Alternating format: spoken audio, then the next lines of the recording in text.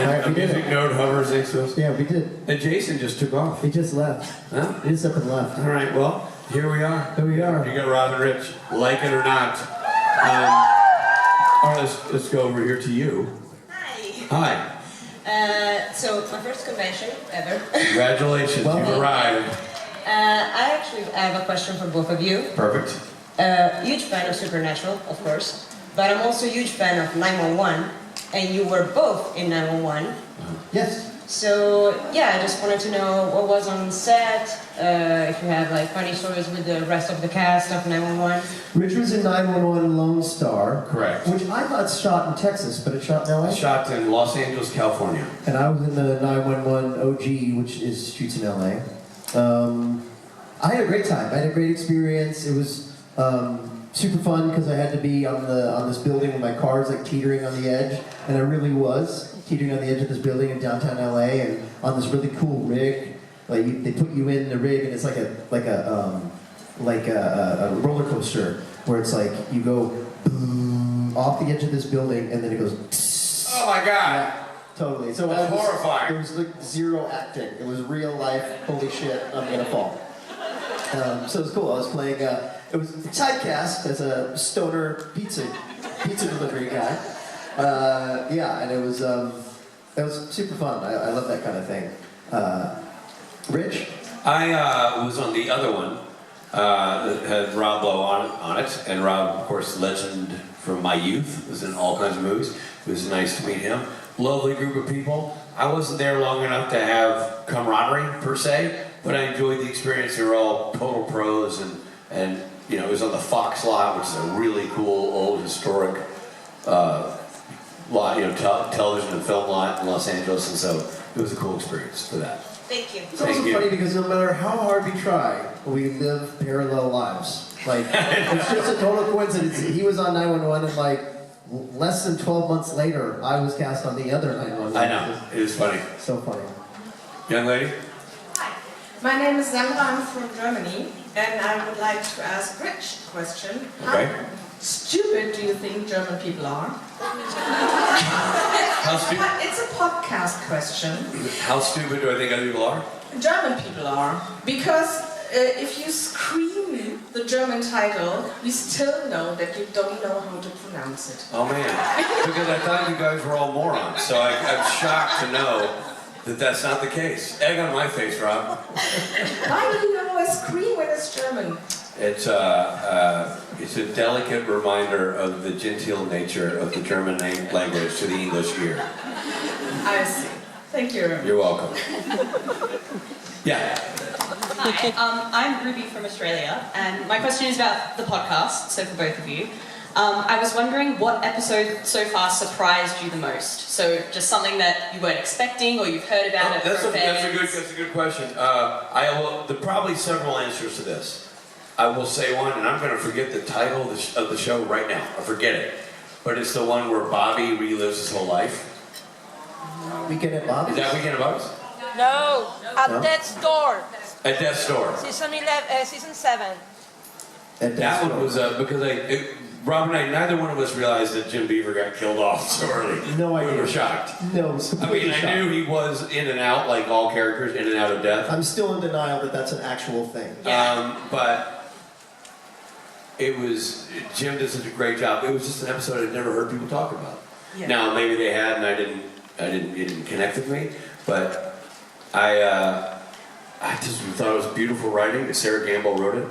I'm sure it was one of the heavy hitters who directed it. I can't remember right now, but Jim acted his face off. The guest stars were great. It was unique in its theatrical presentation. I just thought it was a great episode of TV, and I had not heard about it. And so many of the episodes we get to, and we're like, oh, here we are at this one, this legendary thing. And it didn't even ring a bell as I watched it. I wasn't like, oh, here's that quote I hear all the time, or whatever. So that was a real surprise in a very pleasant way.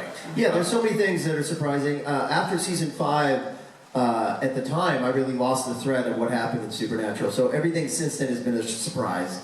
And the biggest one for me is all the different changes that the character Castiel goes through. I kind of thought that Castiel was going to be kind of a constant sort of kind of a calming voice, kind of an angel that answers prayers, that kind of thing. And I had no idea there was an episode where he kind of thought he was God for a second, Right. you know? And then he goes into the water and it's, you know, it's all black and all that. He's all over the map. Yeah, and I didn't know that happened. And then coming back to purgatory, and then he's just really weird for a little bit. Like he's just kind of off. Yeah. And then we finally, towards the end of season 8, he starts acting like actual Castiel again. I was like, oh cool, he's back. And then at the end of season 8, he loses his grace. Right. And so now And that's where we are. So we don't know what, but I'm anticipating that he's going to go through changes again. So that was kind of a shocker. yeah, that's 2 examples. There's more, but 2. Perfect. Thank you for so much. listening to the podcast. Appreciate it. Hi guys. Hi. So I have a weird question for you. Okay. Hope you're ready. Okay.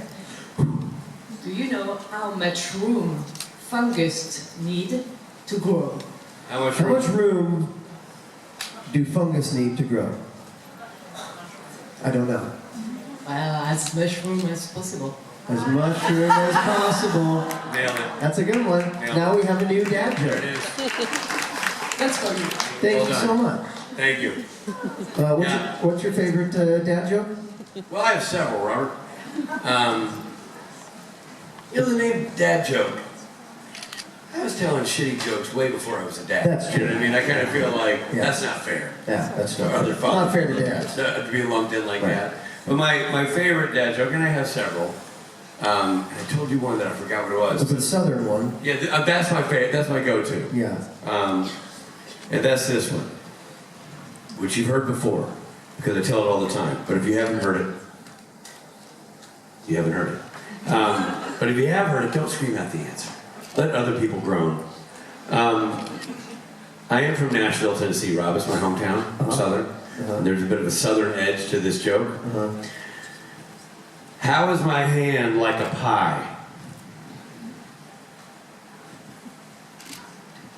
It's got meringue on it.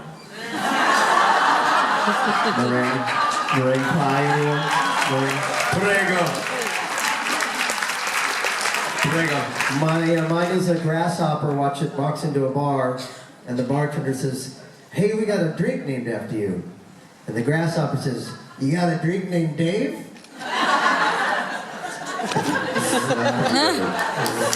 All right, you're right there. Yeah, I asked the question yesterday as well because you are one of my favorite characters. And mainly that's because I could somehow really relate to Gabriel.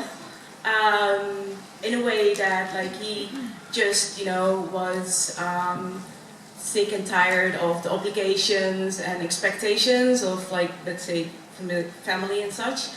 And he just wanted to enjoy like whole humanity and everything, both beautiful and ugly. And in the end, you're still really a good guy, and like you have a moral code, and you do want to be good. And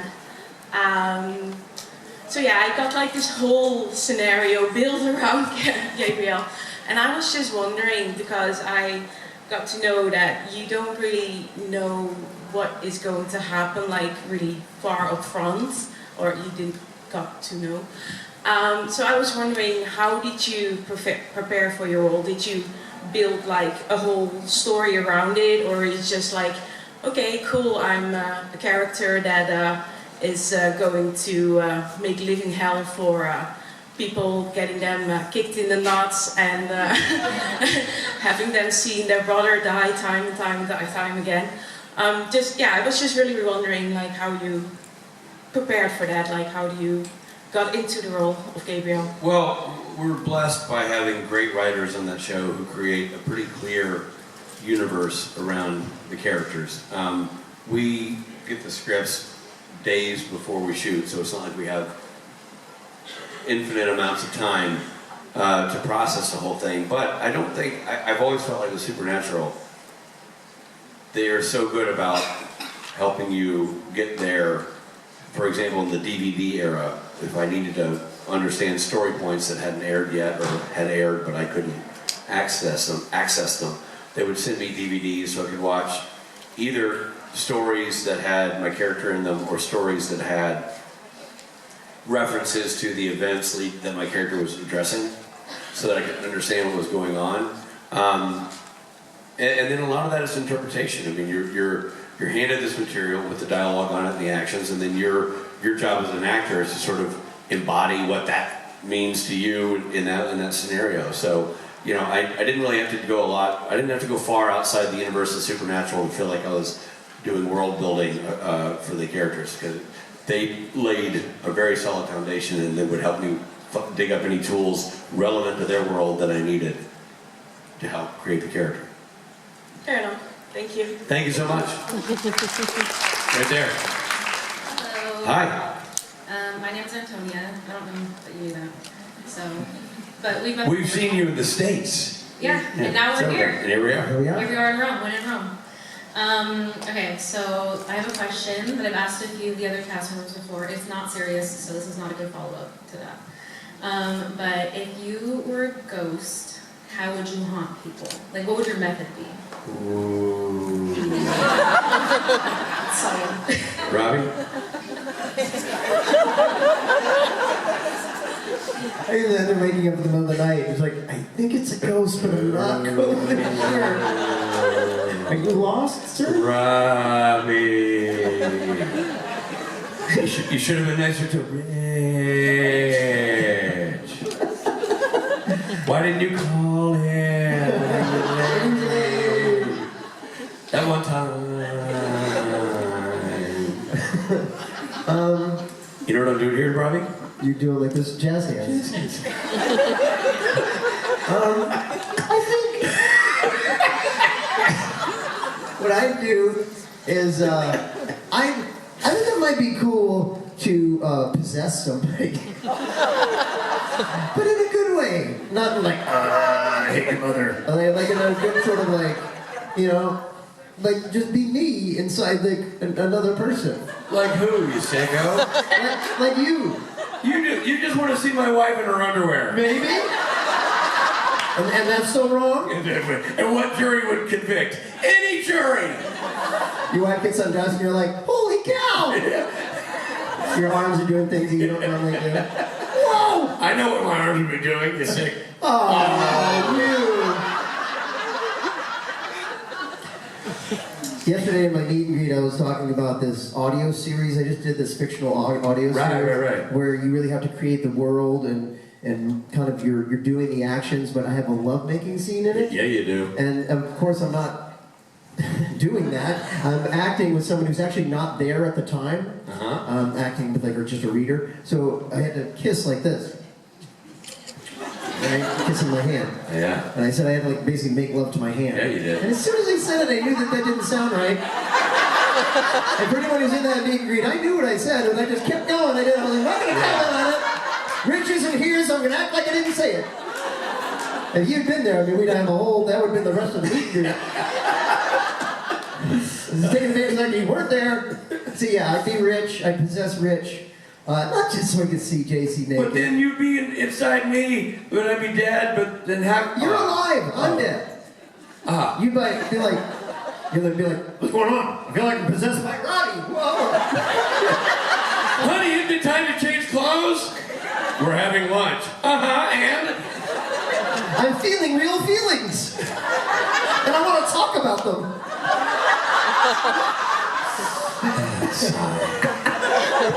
You know, the real loser in this scenario is my wife. Yeah, she's the real victim. Thank you for There your you question. are. Yes. It's finally my turn. I'd like to bring up another show that you've both been related with, or been in. Richard has been directing some of the Lucifer shows, yes.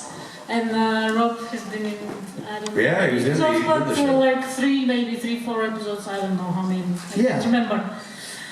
I'm thinking, because a lot of actors have been actually in both shows, how do you think a possible crossover would go with the guys team up with Lucifer to hunt or whatever. That would have been they fun. go, yeah. I think it would be a pretty easy crossover. That would have been easy. Yeah, It would have been yeah. fun. Would have been. I've always thought it would be fun to have Tom Ellis and Mark Pellegrino in a scene Yeah. together. Face off. Exactly. Face off. Lucifer. No, face I'm off. Lucifer. That's what I'm imagining sometimes, they're both Lucifers. It would have been neat. Missed opportunities. You know the crossover that almost happened? What? Very close to happening. So Close that Rob and I were talking about it. Like it was going to involve his character, and I was going to direct. It was a whole thing. It was going to be Supernatural and oh shit, I forgot the name of the song. Riverdale. Riverdale. Yeah, it was in the Season works. 15 Supernatural. The episode that wound up being what's it called? TV Land or what? Changing, no. Astral World or Where Rob changes worlds. right. Delete all these other universes. Yeah. That one where I killed that guy in the TV. wreak havoc in that. Anyway, so that was going to be this episode where I take Sam and Dean to all my other universes, and one of my universes was Riverdale. Yeah. And we shot right near the Riverdale set We said, yeah, that was in. It was in. They're both up there in in Vancouver. So we were gonna, pop onto that set, and all of a sudden we're in that world. Yeah, we were bummed that it didn't happen. And But the writer of the episode, Bob Behrens. it was COVID. It was money, and then they were inching towards. Oh, no, it wasn't COVID yet. It was just money. I think it just got too expensive. Yeah. The schedule. Oh well, what could have been? Yeah, I was excited too because you and I would have worked several days together. I know. As it turned out, it was just one day for me on that episode. But yeah, too bad it never happened. Too bad it never happened. Last question before we have to sign off here. Go ahead, hit me. My question is about podcasts. For someone with a PhD who doesn't have a car to drive, what activity would, for visual and manual input, would you recommend to do while listening to your podcast? I'm going to need a little help there, Robbie. So for somebody who doesn't have a car to drive or right, what would be an activity that someone could do while they listen to our podcast? You know, people listen to podcasts while they're driving. Well, I always listen to podcasts while I exercise. Oh, you exercise? I like Take a jog walk, or walking around the neighborhood. Yeah, walking the neighborhood. Oh, that Robin. Or doing dishes, folding laundry, polishing your silver, Googling Rich's wife. There's so many things you can do while listening to a podcast. Ladies and gentlemen, that's Rob Benedict right there. Thank you all so much.